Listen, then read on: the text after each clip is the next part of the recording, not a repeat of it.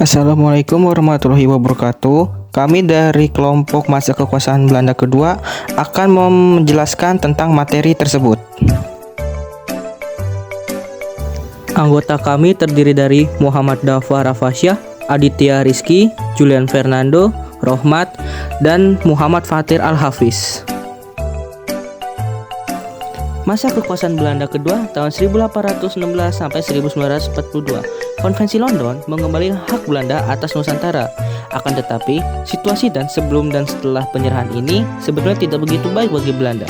Pemerintah Belanda sendiri sedang mengalami krisis keuangan yang sangat parah, terutama disebabkan banyaknya biaya yang dikeluarkan untuk melawan penduduk Prancis serta untuk membayar utang-utang VOC.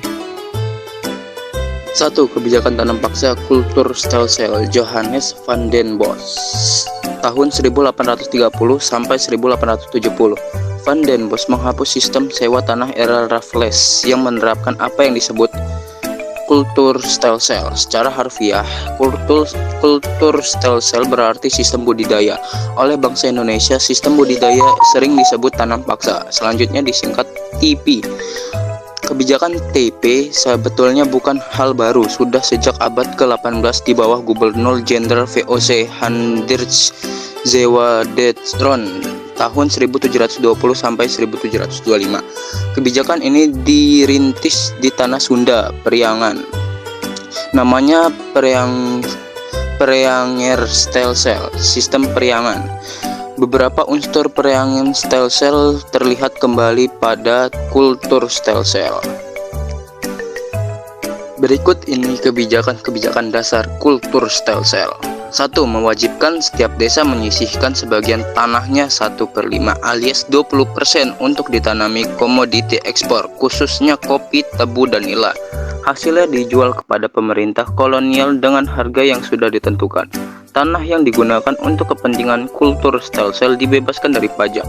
Yang kedua, pengawasan dalam penggarapan tanah pertanian dan penyerahan hasil tanaman kultur stelsel dilakukan oleh dan disampaikan kepada para kepala desa. 2. Kebijakan pintu terbuka 1970 sampai 1900. A. Latar belakang. Pelaksanaan kebijakan pintu terbuka selanjutnya disingkat PT saja. Di Indonesia tidak terlepas dari perubahan peta politik ekonomi di Belanda pada pertengahan tahun ke-19. Perubahan politik di Belanda. Pada tahun 1880, Partai Liberal Belanda memenangi pemilu. Sebagai pemenang, partai ini berhak membentuk pemerintahan. Popularitas partai ini semakin meningkat. Pada tahun 1870, partai ini bahkan meraih kemenangan mutlak. Berkembangnya paham liberalisme di Belanda tidak terlepas dari revolusi Prancis dan revolusi industri. Yang selanjutnya ada pengaruh revolusi industri. Pada masa ini, revolusi industri yang terjadi sejak tahun 1750 di Inggris telah banyak memberikan dampak positif bagi perekonomian Belanda. Belanda menyambut baik hasil inovasi teknologi di Inggris, di dalamnya termasuk penggunaan mesin-mesin baru dan canggih dalam industri. Revolusi industri di Belanda tidak terlepas dari lancarnya pasokan bahan mentah dari negeri-negeri jajahan, termasuk negara Indonesia. B. Penerapan dan dampak kebijakan pintu terbuka di Indonesia. Sistem ekonomi liberal diwujudkan dalam bentuk kebijakan pintu terbuka. Hal ini sesuai dengan maksud utama kebijakan ini, yaitu membuka ruang pintu seluas-luasnya bagi pihak swasta untuk melakukan kegiatan ekonomi melalui kebijakan ini. Belanda untuk pertama kalinya memberikan keluasan kepada pemilik modal swasta mengembangkan usaha atau bisnis Indonesia. Bagi Belanda dan kaum swasta asing, kebijakan ini berhasil menarik minat banyak pengusaha swasta untuk menanamkan modal di Indonesia. Para pengusaha itu menanamkan modal secara besar-besaran, tidak saja dalam bidang perkebunan tetapi juga pertambangan.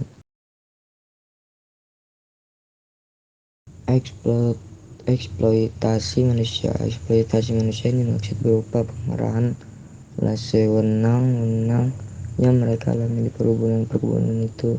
Untuk menjelaskannya, kita dapat mengambil contoh di perkebunan, terutama di Delhi dan lokasi-lokasi pertambangan. Salah satu kendala dalam mengembangkan perkebunan di Sumatera adalah sulitnya memperoleh tenaga kerja. Buruh perkebunan harus didatangkan dari luar daerah. seperti dari Jawa dan Madura, dan juga dari luar negeri terutama dari Cina. Hal ini memakan biaya yang tidak sedikit, akan tetapi berpekerjaan di perkebunan membuat banyak buruh atau koeli yang telah direkrut dengan biaya yang cukup tinggi itu melarikan diri. Eksploitasi agraria.